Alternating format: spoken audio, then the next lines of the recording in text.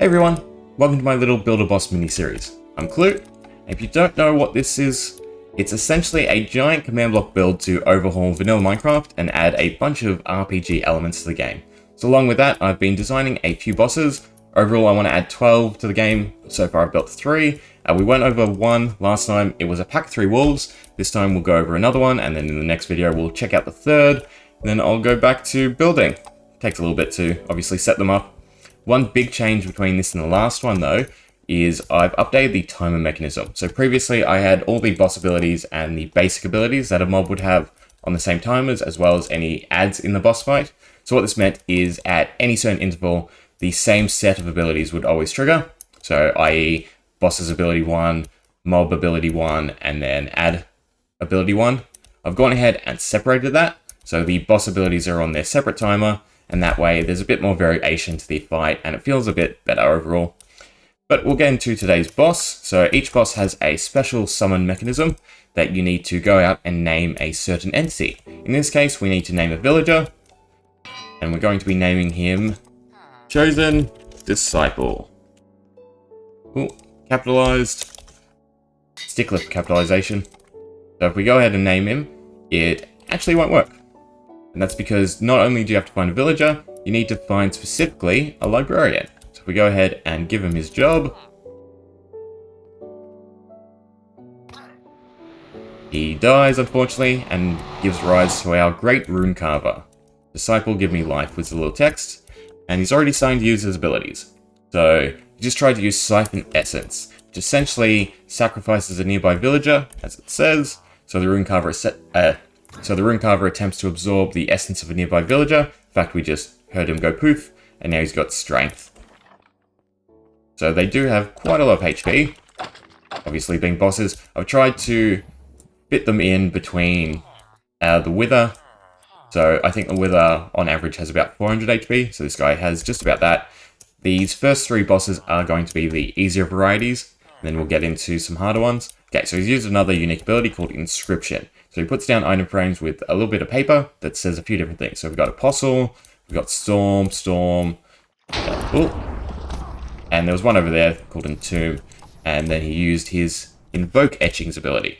So Inscription, and then Invoke, so the Runecarver invokes all his writing. So all of these item frames are triggers that the boss can make use of. You can see in here there should be one called Entomb. So there's something to watch out for, and you need to make sure you clear them. If there's too many, obviously, on the battlefield, it's going to be a bit more difficult. So, because we did clear them, he couldn't invoke his etchings. We also see he summoned a witch. And that witch has Unknowing Apostle. So, there's a few different mechanisms, along with the 4 abilities that he has. Has he gone through them all? So he did Seeping Madness, that was the 4th one. Not quite sure if it was shown, but essentially he lets out a little puff or cloud of instant damage, so damaging anyone nearby and healing himself. Other than that, if we can get enough of these Unknowing Apostles, he stops sacrificing the villagers, he will essentially empower, and that's an enrage mechanism. So every boss, I want to have a enrage mechanism, so something you can trigger to make it a little bit more difficult, but to also increase the rewards. So we can actually manually trigger it by using the scoreboard, players set. I do have to figure out which one it is though. So if we use timer, boss, 1 is etchings, 2 is siphon, 4 is madness, so 3 is the one we want. Inscription, so he summons apostle, and then disciple and us. So there's now 3 of them. I think the trigger is 5. So if we make him invoke again, which was 1, there should be enough that if we invoke, not invoke, I think it's on sleeping. Yeah, there we go. So he's empowered. So as long as there's enough of his disciples and apostles around, so unknowing apostles, he's going to buff himself. You can see he's got the fire effect. I think I actually want to change that. I want to make his the enchant, since he is sort of like a rune carver. So if we change it to enchant, it should look a bit nicer. Yeah, I might have to increase the particles though.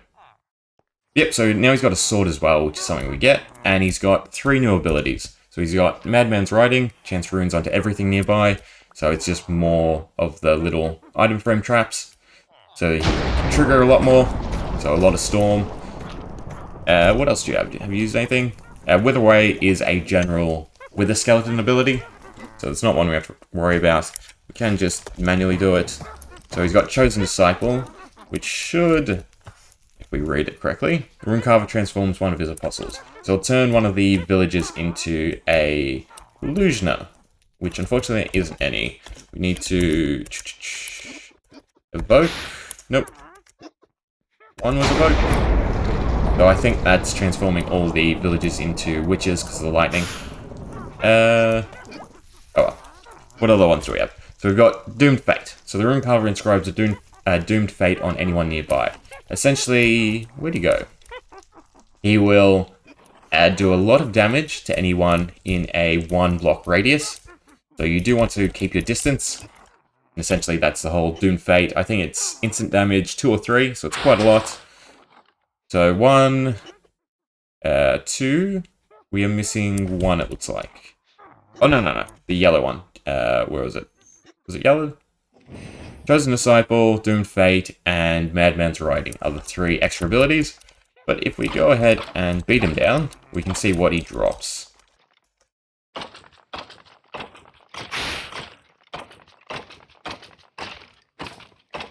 Good tried in survival.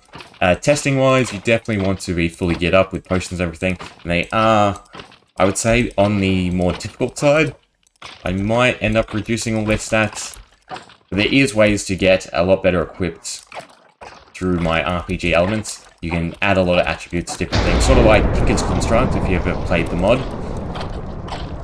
You can add all different modifiers to the weapons, which should help make this a lot easier. He does have a lot of HP. There we go. He's dropped a few things for us. And we've got a lot of cleanup. We'll get rid of the witches nice and easy though. Type equals witch. Bye-bye. And then all the item frames I'll have to clean up later. Anyway, so let's see what he dropped. So he dropped his soul, which I think I'm going to go with a Terraria style use for the souls. So make them able to craft or add modifiers to weapons. Also dropped his helmet, Visage of Deceit, which has attacking 2 and warding. So these little green tags are passive effects, so as long as you have this equipped, you gain absorption and strength 2. So warding and then attacker 2. Pretty nice. And then he also dropped his sword, which has 3. It has Storm, Inferno, and Freeze. So these are part of the weapon customizations I've added. Essentially, you can add usually only one of these tags to a weapon. So Storm, for instance, summons lightning. 2, 3, 4, and he's gone. I think it's on the 5th hit. No. Let me get a husk out. They're a bit tankier. Am I using the right one? Should be. Oh, use something else. It used Inferno and it did do Freeze. We heard the little ping effect. Not quite sure why it's not doing the lightning one though. Everything's spelled correctly. Looks like it. Oh, there we go. Was 1 hit off. Yeah, so it either freezes the entity, lights them on fire, or hits them with lightning. And by fire, the Inferno actually targets a lot more entities than the lightning, so it's a bit better. It's just a nice little weapon to get. A lot better than you can obviously craft yourself. Other than that, is there anything I really need to go over? Are we done with this one? I think we're done with this one. Hope you enjoyed.